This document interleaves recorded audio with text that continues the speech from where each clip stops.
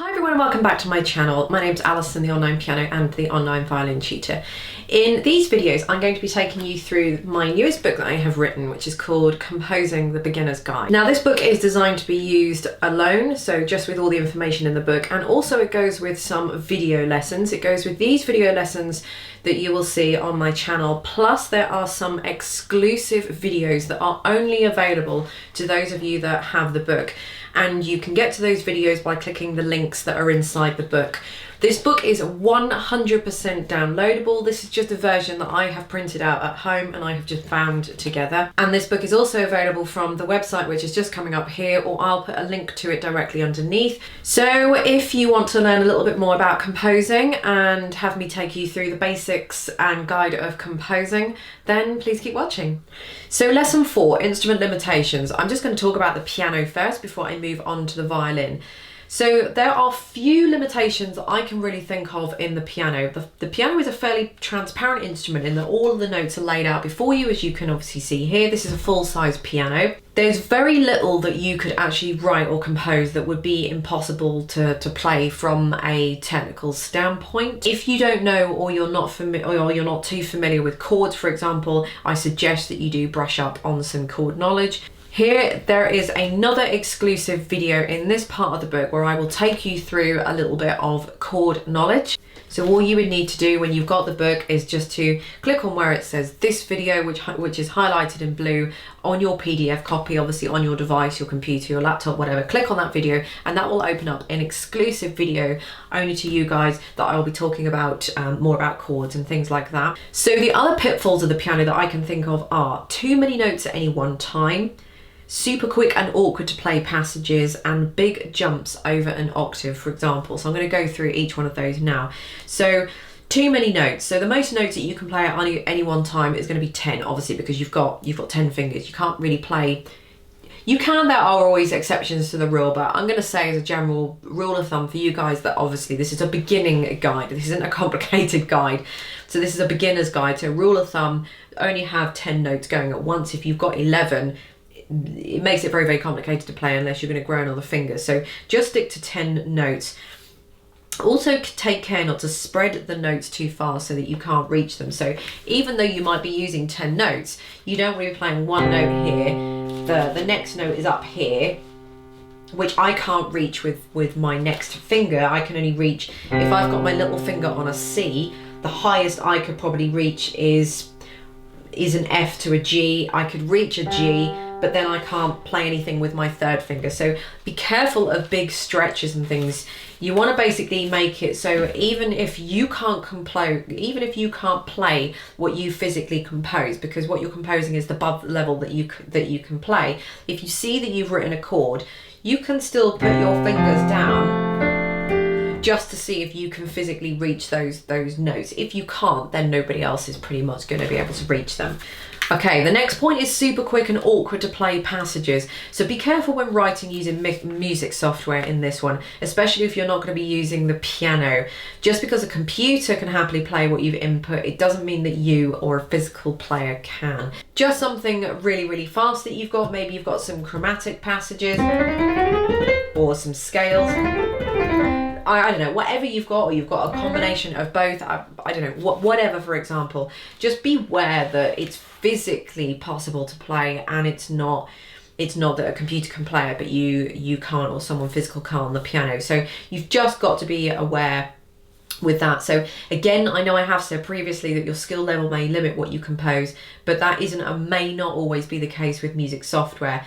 So I should say, however, that if you are a beginner pianist or who does not play any other instruments, you might be limited. But for example, if you're well trained and expert in another instrument, you may be able to compose more difficult and more complicated music, but you just might not be able to physically play it. So again, if you are a pro at the violin and you can play whatever you like on the violin, and you feel like you know, you've got a particular tune in your head, just be aware that it's physically possible, or whether it's going to be physically possible to play it on an instrument where perhaps you are beginner level. So it's just probably worth bearing that in mind. Another point to think about as well when writing fast passages is that these should really be learnt, or at least attempted by you. So even if you've done something really, really complicated and you are a beginner, it would be really nice, albeit slowly, if you could just play those parts through, just to see if it falls under the fingers and you're not having to kind of, you know, trip your own fingers up to try and get through that passage. So that's another good indication. It doesn't matter that you won't be able to play it at full speed necessarily, but if your fingers are getting tripped up at that point, then that's not necessarily going to bode well for when it's going to be going at full speed. So moving on to big jumps. Big jumps that are also fast are not great to play necessarily unless you do intend this effect, but you'll compensate by adding an appropriate rest. But for example, I mean, you know, if you've got something down here and your next kind of, and your next chord is up here, I don't know, whatever it is. I know you can't see me off screen here, but you can imagine I'm right at the bottom of the piano here. So if you've got something here and then your next one is up there, it's just too much of an awkward jump. So awkward jumps and big jumps, are something that you might just want to be aware of. I'm not necessarily saying avoid them, I'm just saying just kind of be aware of them. Okay, so now I'm going to move on to the violin, because I've got my violin with me. So the violin has a lot more limitations than the piano. I apply the term loosely, as I'm not talking about limitations in terms of what it can do. Trust me, the violin can do some really, really crazy things, but how it can play. And I'm going to elaborate on a little bit more of that later. So here are the general rules of composing for the violin, especially if you do not play the instrument. If you do, then this might be a little bit irrelevant to you, but you know, if you are sort of a beginner, so to speak, you know, then these points still may be relevant, because you might just want to bear them in mind. Before I do go any further though, I just want to point out that these are my thoughts and my guidance and opinions, and others may disagree, so that's completely up to you, but these have been developed by myself in order to help you get started. So yes, there might be some other options, and some of you might not necessarily agree with me, but these are my thoughts and my guides to help you get started with the basics of composition. So now that's out of the way. Number one, keep to one note at a time. It is possible to play more than one note on the violin, absolutely, as you know, you probably know that anyway, but for now, I would just stick to one note on the violin until you can kind of get a grasp more of composition. By trying to play more than one note on the violin, I think it's very easy to just play that on the piano. So I'm playing a middle C and an A. Not knowing what will and what won't work on the violin you could end up getting yourself in a little bit of a muddle, and you could end up composing a lot of the composition, or end up having a lot of the composition where it's completely useless, because you're going to have to totally change the harmonies, because that won't work. So I guess what I'm trying to say is that to save you knowing or not knowing what is and what isn't going to work, I would just for the moment stick to one note at a time until you become more familiar with the instrument and more familiar with writing for the instrument as well.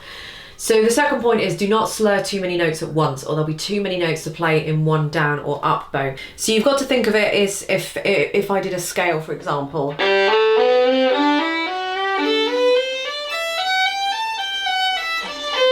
You know, I'm starting to run out of notes. The tone isn't going to be sounding very good because I'm not using enough bow. So just be careful that you don't slur too many notes. Just think of, you probably just don't want to, I can't really give you a guide as to, you know, how many notes, like slur no more than 4 whole notes, or 2 eighth notes, 3 crotchets or so. I cannot give you a rule of thumb in terms of that, but just use your common sense with it. Just remember that the violin bow is a certain length, but you're not going to be able to keep a nice tone up all the way through the length of the violin. So just be careful that you don't slur too many notes.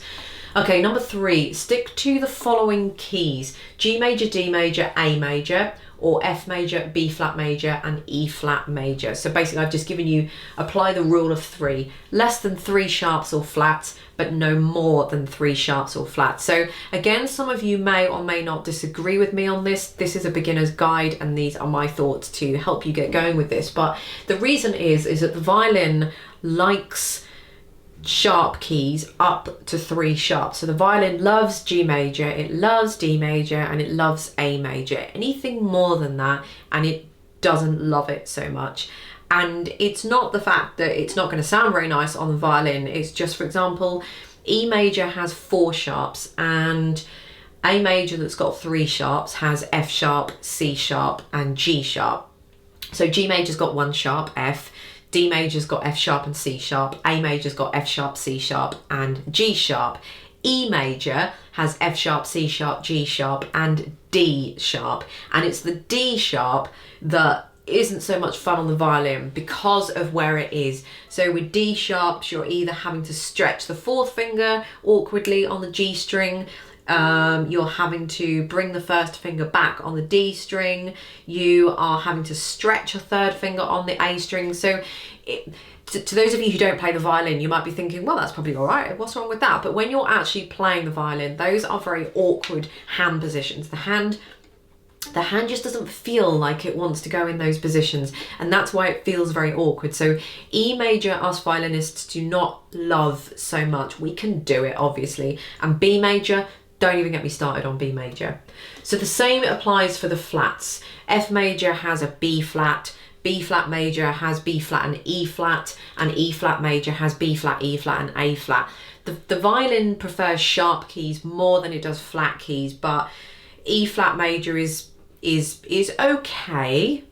It's doable, but anything beyond E flat major, so A flat major, if I see pieces of music in A flat major, I either move them up to A major or I move them down to G major, just depending on, you know, what else is in the music. If there's lots of accidentals and things, and I move it up to A major, it might not sort of play so well, or etc, etc. So I kind of play that one by ear. And D flat major, no, I don't like playing a D flat major. It's not really so much fun. It's a bit different if you've got a classical piece of music that has specifically been written in D flat major.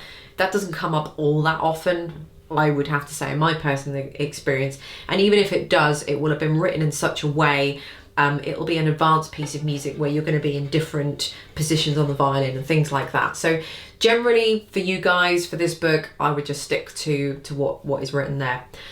Beware of awkward note passages as well. So again, this goes back to a little bit about what we said on the piano, about some of those, you know, some of those notes there.